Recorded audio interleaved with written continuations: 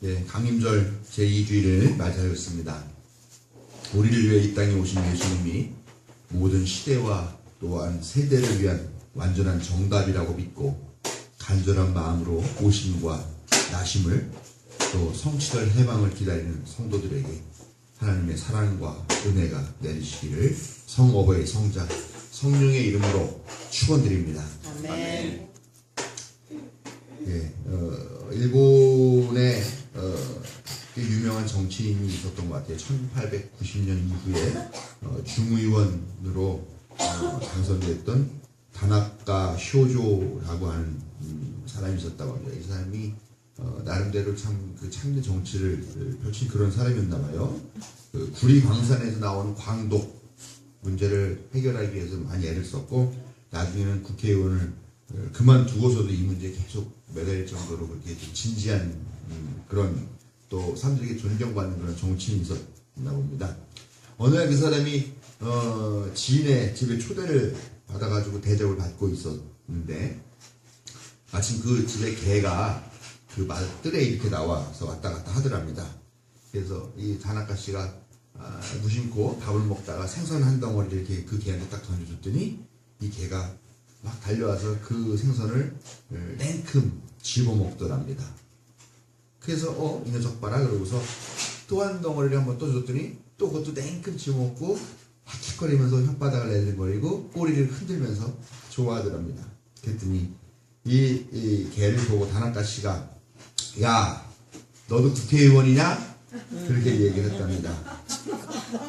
그러니까 이 주인이 막 웃으면서 아니 이게 무슨 말이냐고 물어보니까 집에서 기르는 개란 그 집 주인이 주는 것 아니면 받아먹지 말아야 그게 진정한 개의 정신인데 저 개는 내가 던져준 것까지 낼름낼름 좋아라고 받아먹는 걸 보니까 행식이 나쁘고 배포가 더러운 개가 아닌가. 그게 꼭 요즘 국회의원 같아서 한 말이네. 이렇게 얘기를 했다고 합니다.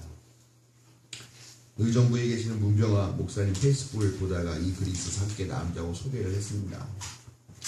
정직, 절개, 소신, 충절, 민주주의, 봉사, 섬김 이런 단어들이 마땅히 떠올라야 되는 그런 국회의원들인데 그런 단어들은 전혀 들리지도 않고 떠올리지도 않고 국민의 의사와 요구를 대변한다고 하는 국회의원이라는 사람들이 요즘 정말 여기 이 이야기 나온 이런 개같이 보는 그런 모습들을 보니까 이 이야기가 더욱 값지다 그런 느낌이 듭니다.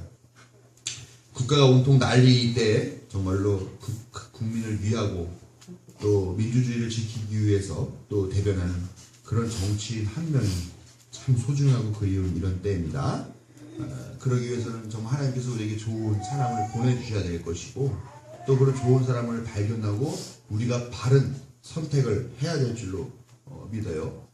지금 우리가 대통령 한 사람 잘못 세워가지고 이 난리를 치고 있지 않습니까? 부디 우리의 주권을 행사할 때도 하나님의 뜻이 무엇인지를 좀 제대로 듣고 제대로 선택하는 그런 성도들이 되시기를 진심 부탁을 드립니다. 예, 새삼스럽죠? 우리 교회는 이미 선거도 다 잘했고 하나님의 뜻이 무엇인지 다 묻고 하셨는데 이제는 우리가 눈을 돌려서 우리의 친지들 그런 사람들의 좀 마음 돌릴 수 있도록 그렇게 하면 참 좋겠는데 가족끼리 모여있는데 정치 얘기하면 멱살잡이하고 호적을 파내 마내 하는 결국 그렇게 돼서 참 안타깝습니다만 아무튼 여러분들이 우리 교회에서 잘 하시지만 언제 어디 가서라도 그런 사명들이 있으면 잊지 마신 여러분 되시길 부탁을 드립니다. 오늘 예수님 말씀 중에 산다는 것 혹은 죽는다는 것은 무엇인가 하는 이런 질문들을 해보게 됩니다. 여러분 산다는 게 뭡니까? 살아있다라는 증거가 뭐예요? 네? 숨 쉬는 거. 그렇죠. 죽었다는 증거는 숨을 안 쉬는 거죠. 네. 너무나 명확합니다. 산 것은 숨을 쉬면서 움직이고 있죠. 움직이지 않고 그냥 가만히 있는 거는 죽은 거죠. 물론 참 궁금해요 이게. 예를 들면은 식물인간 같은 사람들 죽은 건지 산 것인지 호흡은 하고 있지만 의식이 없고 움직이지도 못하고, 그렇다고 그걸 또 죽은 사람이라고 하긴 뭐하지만 그렇다고 또 살아있는 사람이라고 하긴 좀 뭐한 그런 경우도 있을 것 같습니다. 사람이 살아있다라는 것은 육신과 영혼이 결합된 상태를 말하지 않는가 이렇게 생각을 합니다. 근데 요즘 이제 시대가 하도 또 이렇게 다변화되고 다원화되다 보니까 중간 지점이 있는 것 같아요. 죽은 것도 아니고 산 것도 아니고, 중간 지점이 영혼과 육신이 결합돼야지 이게 살아있는 생명인데 이 둘 중에 하나가 없는 경우가 중간적인 거죠. 육신만 있으면 뭡니까? 육신만 있으면 영혼이 없고 시신이죠. 영혼만 있으면 뭡니까? 귀신이죠. 예. 우리는 뭐 시신, 귀신 이렇게 얘기를 하는데 그동안 우리는 귀신, 도깨비, 유령 뭐 이런 것들 때문에 많이 무서워 어린 시절, 지금은 그래도 세상 좋아서 집 안에 화장실 있고 하지만 어렸을 때만 해도 집 밖에 나가서 화장실 갔다 와야 되고 그러는데, 온갖 귀신 알죠. 처녀 귀신, 뭐 몽달 귀신, 뭐 부엌 귀신, 뭐 별의별 귀신 다 있었죠. 그거 무서워하면서 오줌 찌금찌금 흘리면서 뭐 화장실 가고 그랬던 기억들도 나는데 요즘은 새로운 것이 나타났어요. 우리가 무서워하는 것. 죽은 시신이 살아 돌아다니는 그런 새로운 풍조가 이제 한국 사회에 들어왔습니다. 이게 뭡니까? 좀비. 그렇죠. 좀비 전에는 이게 중국의 강시라고 하는 것들이 이렇게 콩콩콩콩 이렇게 하고 뛰어다니는 것이 있었었는데 지금은 이제 미국 영화를 통해서 소개된 좀비라는 것이 있습니다. 참 좀비는 공포의 대상이죠. 저는 뭐 이렇게 뭐 시신이 돌아다닌다 이런 느낌은 그거밖에 잘 몰라요. 네 다리 내놔밖에 잘 모르겠는데 요즘 이제 그런 네 다리 내놔의 느낌이 아니라 막 이렇게 얼굴도 흉측한 그런 것들, 몸이 이미 부패하기 시작한 막 이런 시신들이 걸어다니는 그 무서운 저것들이 막 잡아먹힐까봐 또 난 좀비가 될까봐 하는 이런 두려운 마음 가지고서 우리가 좀비를 대하게 되고, 전에는 없던 귀신이 이제 우리 사회에 들어와서 우리를 이렇게 무섭게 그렇게 합니다. 좀비라는 게 뭔가 그렇게 봤더니요, 그 부두교에 나오는 그런 어떤 존재를 얘기하더라고요. 부두교는 또 뭔가 했더니요, 기독교와 아프리카 종교가 혼합된 IT의 토속 종교라고 합니다. 그 부두 인형 그러면 아시죠? 이게 지푸라기로 이게 인형 만들어 놓고 막 바늘로 에이 죽어라고 하면은 한다라는 그런, 아무튼 그 IT의 토속 종교라고 하는 데가 부두교인데요. 이 전설에 의하면요, 전설에 나오는 주술에 의해 움직이는 시체를 말한다고 합니다. 근데 이게 그전에도 물론 거기 있었을지 모르지만 이런 뭐 서구 세계나 이런 세계에 알려진 건 70년대부터라고 합니다. 그러니까 이게 서방 세계나 우리가 사는 이런 문명 세계에 알려진 지는 이제 한 40년 정도밖에 안 된 그런 단어예요. 부두교 신자들이 좀비를 두려워하는 거는 좀비 자체가 두려운 게 아니라 좀비가 되는 것이 두려워하는 거라고 합니다. 이게 일종의 사적인 형벌이라고 하는데요. 죄를 지은 사람에게 좀비 약을 먹인다 그래요. 그러면 이제 정신 잃고 이렇게 가사 수면 상태에 이렇게 빠져가지고 있을 때 또 다른 무슨 약물을 먹인답니다. 그럼 2차 충격으로 인해가지고 이게 완전히 망가지는데 그 상태에서 이 사람을 막 두들겨 패면 정신이 나간대요. 그러면은 그때 그렇게 만들어진 좀비를 데려다가 노예로 삼는다. 뭐 그런 내용들이 있는 게 원래 말하는 좀비라고 합니다. 설교할 했더니 무슨 좀비에 대한 용어 풀이를 하고 이거.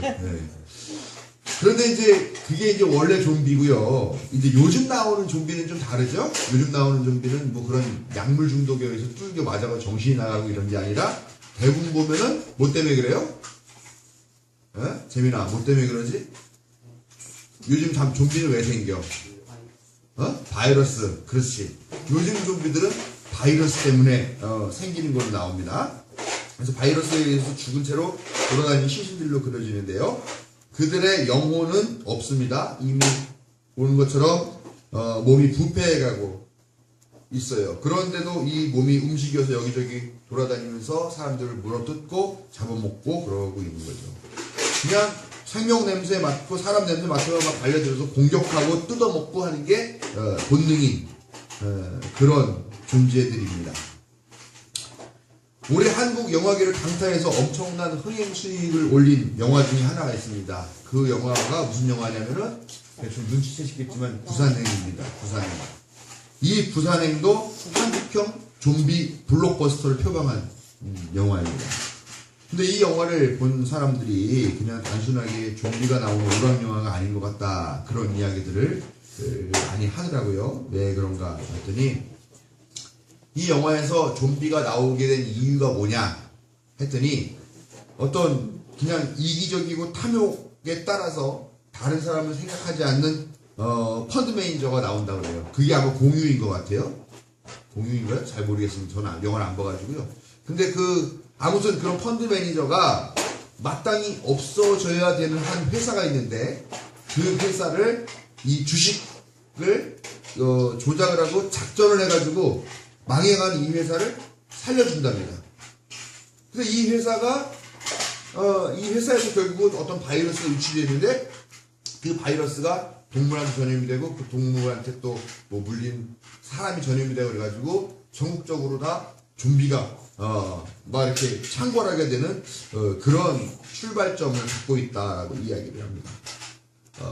아무튼 이 좀비라고 하는 것, 이 바이러스라고 하는 것, 좀비가 된다는 것, 좀비가 되게 한다는 바이러스, 이런 것들이 뭔가 하는 그런 생각들을 한번 해보게 됩니다. 좀비라는 것은 결국은 인간 탐욕과 인간의 이기심을 본능으로 삼아서 탄생하게 되고, 또 그런 탐욕과 이기심, 또 생명 있는 것들을 무조건 파괴하고자 하는 그런 것을 본능으로 삼아서 살아가는 생명 없는 위험한 존재가 바로 좀비 바이러스라고 할 수 있습니다. 근데 이 얘기를 들어보니까요, 이게 지금 우리가 살아가고 있는 이 시대의 우리 자신의 모습, 우리 동시대인들의 모습과 좀 비슷하지 않나, 별로 구별되지 않는 것 같다라는 생각이 들더라라는 겁니다. 지금 세상을 보면 참 살아있다지만 좀비같이 영혼 없이 그저 탐욕을 따라가면서 이기심으로 그냥 다짜고짜 생명 있는 것들을 물어뜯고 뜯어 죽이고 하는 이런 방식의 세계 가운데 지금 우리가 살고 있는 것이다, 이런 생각들이 참 많이 든다라는 것입니다. 지난 2007년 대통령 후보로 나온 우리 장로님, 우리 교회 하목분 장로님과는 도저히 비교할 수 없는 또 다른 장로가 하나 있죠. 드라마 주인공으로까지 그릴 정도로 입지전적인 인물입니다. 돈 많이 벌고 사업 수완이 뛰어난 그런 사람입니다. 이 사람이 대통령에 2007년도에 나왔습니다. 근데 나왔을 때 당시 BBK라고 하는 회사가 구설에 오르게 되는데, 자기 입으로 분명히 이렇게 BBK는 내가 세웠다라고 강연에서 한 이야기가 있지만 자기 거 아니다라고 정말 안변에 철판 깔고 그렇게 이야기를 하죠. 정말 뭐 수없이 많은 전과 기록이 있었고 도덕성 문제가 있었고 또 경제적인 문제도 있었고 하는 그런 사람이었음에도 불구하고 이 사람이 대통령으로 당선이 되었습니다. 어떻게 이런 일이 있을 수 있을까요? 도저히 사회적으로 또 도덕적으로 존경받을 수 없는 이런 사람이 대통령으로 당선되었다.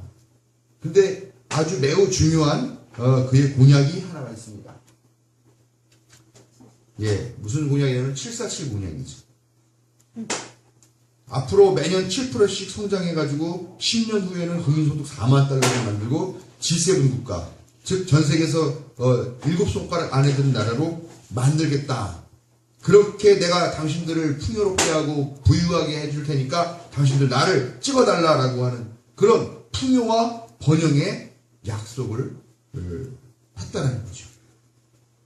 그러니까 사람들이 그런 도덕성이나 뭐나 전혀 안 보고서 다 앞다퉈서 이명박을 찍어서 대통령이 되었습니다. 염치고 도덕, 윤리고 다 팽개치고 이명박을 선택했는데 지금 결과는 뭡니까?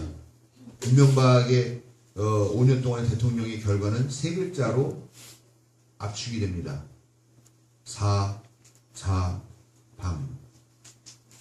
당장 거기 들어가네요. 기분 나쁘게.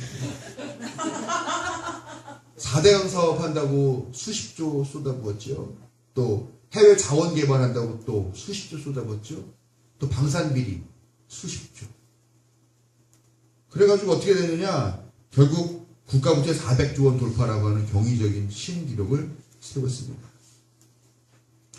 부자가 되겠다고 하는 탐욕을 부추겼고, 그 탐욕 따라서 투표하고 선택한 결과가 뭐냐? 국가부채 400조 원이에요.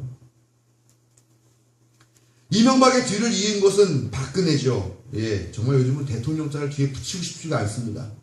박근혜가 대통령이 될 수 있었던 것은 뭐냐? 전적으로 이명박이 자기가 살자고 뒤를 봐줬던 거죠. 그리고 또 하나 뭐냐? 자기의 아버지 박정희에 대한 노 장년층의 향수 때문인 거죠. 박정희가 볼고개를 없애고 먹고 살게 해줬으니까 그 딸도 그 애비를 닮아서 우리 경제를 풍요롭게 해줄 것이다 라고 하는 그런 기대감을 가지고 투표를 했다라는 것입니다.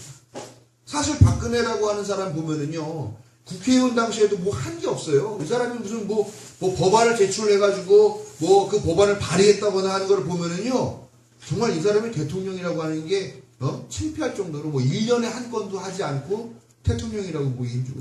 근데 그런 사람이 당대표도 하고 대선 후보까지 돼서 결국 대통령이 됐다는 거죠. 아무것도 해놓은 게 없는 사람인데 이 사람이 단지 그의 아버지 때문에, 그 아버지가 먹고 살게 해주는데, 이 나라 근대화 시키는데, 이 나라 경제화 시키는데 역할을 했으니까 딸도 잘할 것이다? 결국 그것 때문에 이 사람을 대통령으로 뽑았죠. 그 결과가 어떻습니까? 제가 더럽고 입 아파서 일일이 말 안 하려고 합니다. 뉴스 틀어보시면 그냥 벌써 몇 달째 계속 그 얘기만 합니다. 까도 양파, 새로운 것들이 쏟아나오고 있지.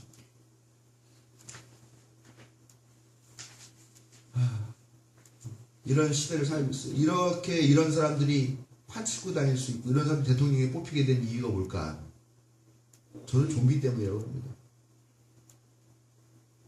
그저 탐욕과 이기적인 어떤 그런 것들을 부추기면은 부자 되게 해주겠다고 하는 그 말에 홈박, 그런 바이러스에 홈박 취해가지고 생각도 없이 반성도 없이 그냥 덜컥덜컥 이런 사람들을 대통령으로 세운 그런 좀비들.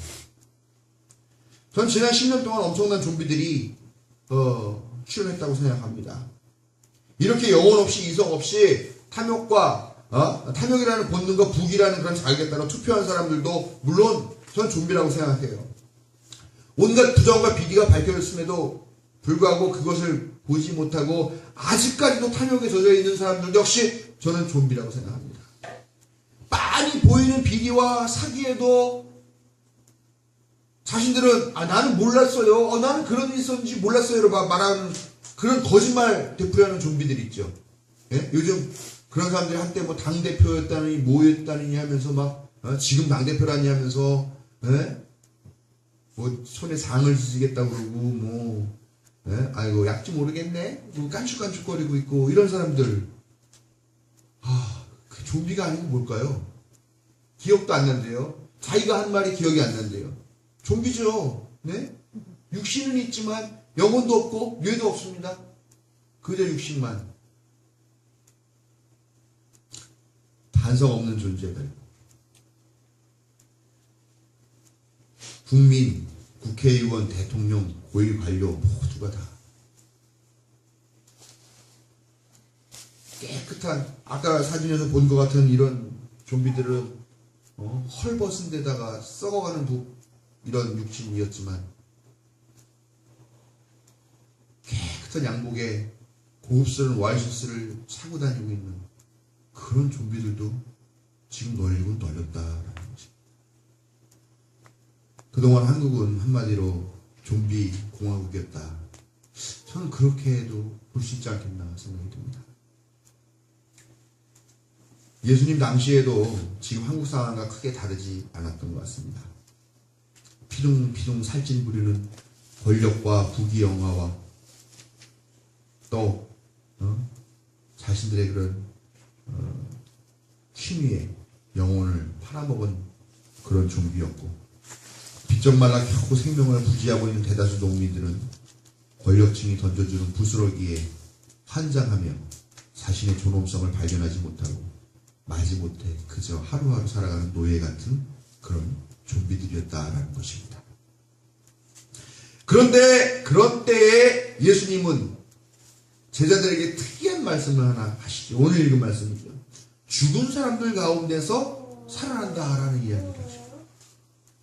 뜬금없는 이야기입니다. 제자들은 죽은 것이 무엇이고 살아가는 것이 뭔지를 몰라요. 그저 숨을 쉬면은 살아있는 거고 숨을 안 쉬면 죽은 거지, 이것만 생각하는 거죠. 살아도 죽은 것 같은 좀비 같은 삶을 살고 있는 자신들의 모습을 통해서 산 것이 무엇이고 죽는 것이 무엇인가, 자기 이웃, 자기의 동포들의 삶을 보면서 정말 산다는 게 무엇이고 정말 죽는다는 것이 무엇인지에 대해서는 전혀 알아차리지 못하고 있다는 겁니다.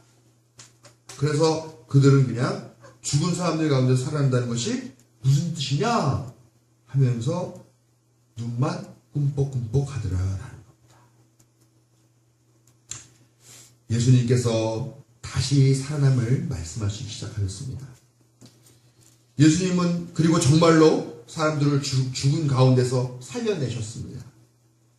예수님은 좀비들이 득실거리는 세상에서 우리가 좀비 같은 추악한 삶을 살아야 하는 존재가 아니라 하나님의 특별한 사랑하심을 입은 자녀라는 그런 거룩한 자긍심을 갖도록 해주셨고, 좀비로 살던 인생을 청산하고 이제는 하나님의 자녀라는 그런 거룩한 존재로 거듭나게 해주시는 그런 은혜를 우리에게 베풀어 주셨다라는 것입니다.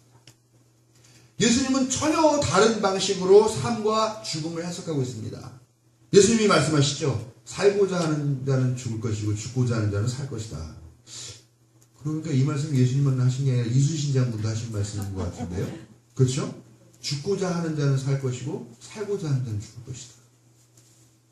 우리가 알고 있는 삶과 죽음이라고 하는 그 소재와 전혀 다른 관점을 가지고 계신 거죠. 또 뭐가 있습니까?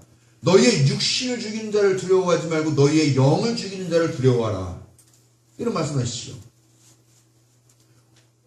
정말 죽는다는 것은 우리의 육신이 죽는다는 것이 죽는 게 아니라 우리의 영혼이 죽을 때 죽는 것이다 라는 겁니다. 우리가 영혼 없이 생각 없이 그냥 그렇게 자격대로 본능대로만 끌려가는 대로 삶을 사고 던져주는 부스러기만 받아먹는 그런 삶을 사는 존재가 될 때에 우리는 영혼 없는 존재, 이미 죽은 존재, 좀비 같은 존재가 되는 것이고, 그렇게 살아갈 때에 이 사회가, 이 세상이 전부 다 좀비 같은 세상이 되는 거죠.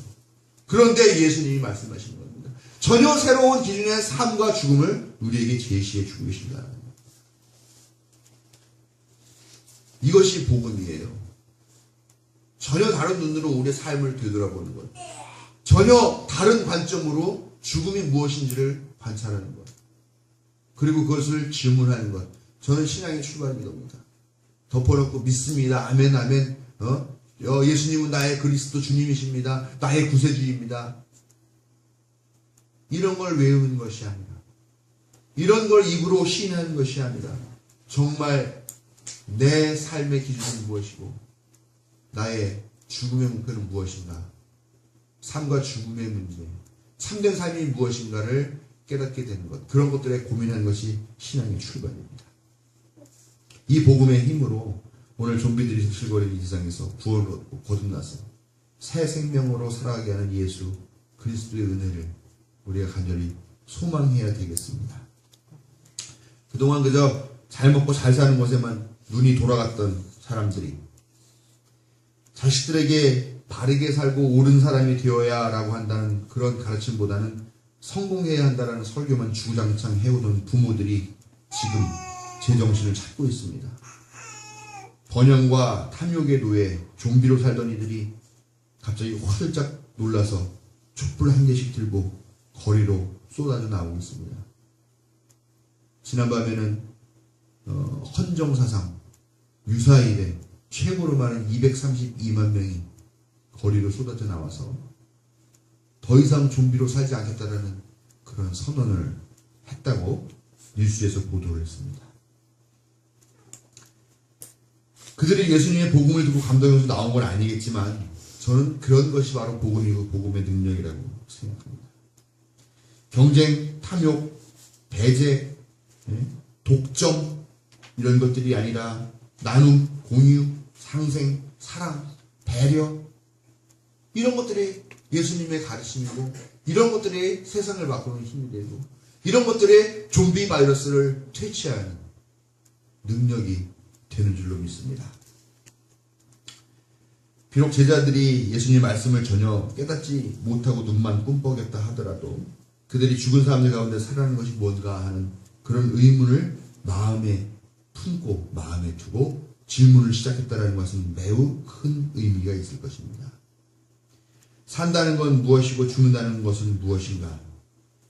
우리는 지금 살아있나? 아니면 죽었는가? 우리는 지금 인간인가? 아니면 좀비인가? 그리고 우리가 생명을 얻는다는 것은 무엇인가? 우리도 이제 이 질문을 해야 할 때입니다. 몸뚱아리 있다고 다 살아있는 것이 아닙니다. 영혼이 없으면 좀비죠.